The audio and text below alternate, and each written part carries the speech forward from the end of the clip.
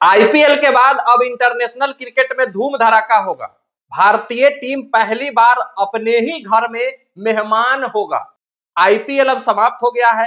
IPL की चर्चा अब धूमिल होती हुई नजर आ रही है। आरसीबी ने अपना बैक टू बैक ट्रॉफी जीत लिया है, लेकिन अब भारतीय team test cricket, one day cricket और टी20 क्रिकेट में अपना वर्चस्व जमाते हुए नजर आने वाली है।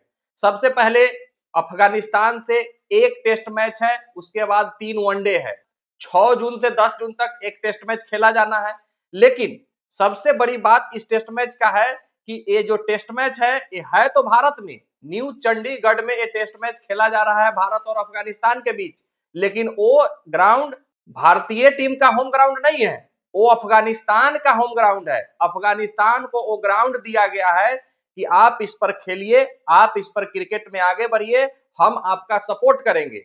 और बीसीसीआई अफगानिस्तान क्रिकेट बोर्ड को सपोर्ट करने के लिए अपना एक स्टेडियम पहले भी दे चुका है, इस बार भी दिया है। इस पिच पर जो एक टेस्ट मैच है, उस पिच पर मेजबान रहेगी अफगानिस्तान और मेहमान रहेंगे इंडिया। भले न्यू चंडीगढ़ इंडिया का पिच है, लेकिन वो अभी दिया गया है अफगानिस्तान को। और इस मैच का, और ये जो टेस्ट मैच है भारत और अफगानिस्तान के बीच, ये समझिए तो एक चैरिटी टेस्ट मैच है। अफगानिस्तान क्रिकेट की मदद करने के लिए ये टेस्ट मैच खेला जा रहा है। आईसीसी का जो WTC का पॉइंट्स होगा, वो इस मैच से नहीं जुड़ेगा किसी भी टीम का, ना अफगानिस्तान का और ना ही इंडिया का। अगर इंडिया ये टेस्ट मैच जीत भी जाता है, फिर भी नहीं जुड़ेगा पॉइंट। अगर अफगानिस्तान भी जीत जाता है, फिर भी इंडिया का नहीं घटेगा पॉइंट, क्योंकि ये टेस्ट मैच अफगानिस्तान क्रिकेट को और ज्यादा बढ़ावा देने के लिए खेला जा रहा है और अफगानिस्तान के खिलाड़ियों को कुछ सीखने को मिलेगा। भारतीय टेस्ट टीम से उनका मुकाबला हो रहा है। अब भारतीय टीम वो टीम बन गई है जो अगर किसी देश का इकोनॉमी थोड़ा सा अगर डगमगाता है, खराब होता है, तो वो देश चाहती है कि 1-2 मैच का सीरीज हम इंडिया से खेल ले और अपना इकोनॉमी बूस्ट कर ले। चाहे वो साउथ अफ्रीका हो, चाहे वेस्ट इंडीज हो, चाहे श्रीलंका हो, सबको मदद करती है टीम इंडिया और जा करके उसके देश में सीरीज खेलती है, जिससे पैसा रेवेन्यू बनता है और उस देश का इकोनॉमी बूस्ट होता है। भारतीय टीम इतना आगे चली गई है। अफगानिस्तान के टेस्ट मैच के लिए जो भारतीय स्क्वाड है, वो सुमन गिल साहब कप्तान है, साई सुदर्शन है, केएल राहुल है, देवदत्त पडिक्कल है, यशस्वी जायसवाल है। विकेट कीपर में आप ले लीजिए ऋषभ पंत और ध्रुव जुरैल दोनों हैं। ऑलराउंडर में वाशिंगटन सुंदर है, नीतीश कुमार रेड्डी है और हर्ष दुबे है। गेंदबाजी में अगर आप बात कीजिएगा तो मोहम्मद सिराज है, प्रसिद्ध कृष्णा है, गुरनूर बरार है, कुलदीप यादव है और मानव सुथार है।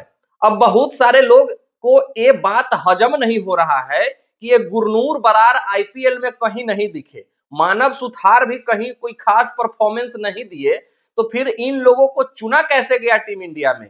तो आपको बता दूं कि भारतीय सिलेक्टर कभी भी आईपीएल के परफॉर्मेंस पर टीम नहीं चुनती है टीम इंडिया का, वो हमेशा डोमेस्टिक क्रिकेट के परफॉर्मेंस पर टीम इंडिया में जगह देती है। और गुरनूर बरार और मानव सुथार का जो डोमेस्टिक सीजन रहा है, वो बहुत ज्यादा जबरदस्त रहा है। जबरदस्त तो आकिब नबी डार का भी रहा है, लेकिन आकिब नबी डार को नहीं चुना गया है। लेकिन गुरनूर बरार और मानव सुथार का परफॉर्मेंस बहुत ही ज्यादा खतरनाक था, इसीलिए उनको चुना गया है। अब आप लोग इस भ्रम में मत रहिएगा कि आईपीएल में कुछ नहीं किया और वो कैसे टीम इंडिया में खेल रहा है।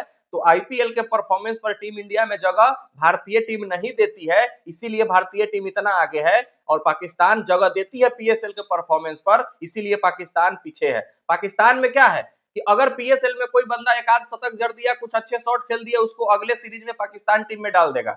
अरे भाई, उसको अभी पकने दो, खेलने दो, और उसके बाद वो फ्लॉप हो जाते हैं तो लोग कहते हैं पीएसएल टैलेंट फ्लॉप हो गया। क्यों नहीं होगा फ्लॉप? उसको डोमेस्टिक खिलाओ, डोमेस्टिक में जाकर बंदा अपने आप को निखारता है, जलता है, तपती धूप में दौड़ता है, खेलता है, तब जाकर के वो इंडिया का कोहिनूर बनता है। अब अफगानिस्तान से तो मात्र एक टेस्ट मैच है, लेकिन 3 वनडे मैच भी खेला जाना है, जिसमें रोहित शर्मा और विराट कोहली दोनों को चुना गया था। लेकिन विराट कोहली साहब रूल्ड आउट हो गए हैं। विराट कोहली साहब का बल्ला आपको अफगानिस्तान के खिलाफ ओडीआई सीरीज में चलते हुए नजर नहीं आने वाले हैं। आईपीएल के फाइनल मुकाबले में ही इंजर्ड हो गए थे विराट कोहली, लेकिन किसी तरीके से फाइनल मैच था तो पूरे के पूरे ओवर बल्लेबाजी किए और 75 रन बनाकर टीम को ट्रॉफी दिलवा दिए। लेकिन अब जब इंडिया की बारी आई है तो वो रूल्ड आउट हो गए हैं और वो नहीं खेलने वाले हैं ओडीआई सीरीज अफगानिस्तान के खिलाफ। वही रोहित शर्मा की अगर आप बात करते हैं अफगानिस्तान सीरीज में, तो उनके भी फिटनेस पर दांव है।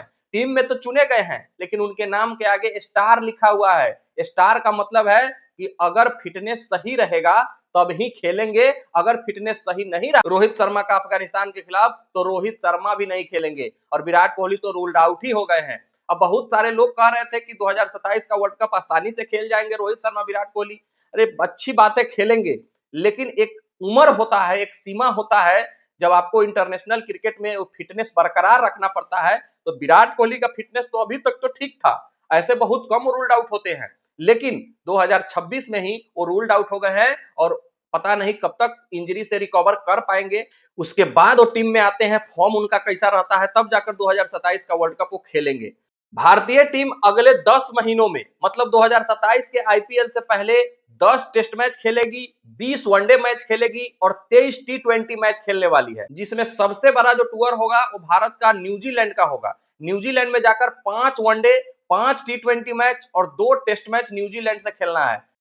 2 महीनों के आसपास इंडिया न्यूजीलैंड में ही रहेगी और भारतीय सिलेक्टर और बीसीसीआई टी20 से अब सूर्या कुमार यादव की विदाई करने का फैसला शायद कर लिया है। वैभव सूर्यवंशी को टीम में लाने का सोचा है, श्रेयस अय्यर को कप्तान और तिलक वर्मा को उप कप्तान बनाते हुए सूर्या कुमार यादव को साइड लाइन करने का सोच रही है, क्योंकि सूर्या कुमार यादव का बीते 1.5-2 सालों से फॉर्म उस प्रकार का नहीं रहा है जिसके लिए सूर्या जाने जाते हैं।